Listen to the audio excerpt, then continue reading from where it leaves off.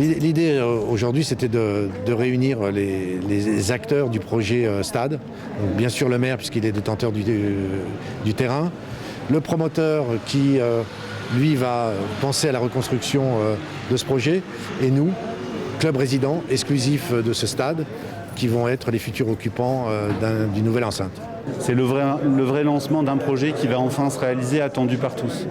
Avec des gens qui travaillent main dans la main, avec un maire, avec un président de club, avec une entreprise, qui ont exactement les mêmes objectifs, la même approche calendaire aussi, et le même état d'esprit. Voilà. Donc aujourd'hui, c'est vraiment le jour 1 du départ de cette aventure. Là, on a un moment historique. On a un moment décisif pour l'histoire du club. C'est la première fois qu'on avait l'alignement des planètes avec la volonté sportive, la volonté politique et la volonté économique. C'est la raison pour laquelle la conférence de presse d'aujourd'hui, c'était annoncer ce partenariat, annoncer toute la période de consultation qui va se prolonger, qui va démarrer en novembre et qui va se prolonger jusqu'à début décembre. Mi-décembre, nous allons restituer les retours de cette consultation. Et le calendrier, c'est pas qu'on espère, nous aurons un stade fini pour 2023, milieu de 2023.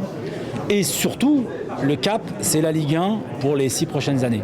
Donc, un calendrier technique clair, un partenariat avec Réalité et le Red Star clair, et surtout un objectif sportif clair basé sur la formation, l'équité, la transparence et un stade à la hauteur de nos ambitions, c'est-à-dire un stade où on se sent complètement en sécurité, un stade qui apaise, un stade fraternel, un stade écologique.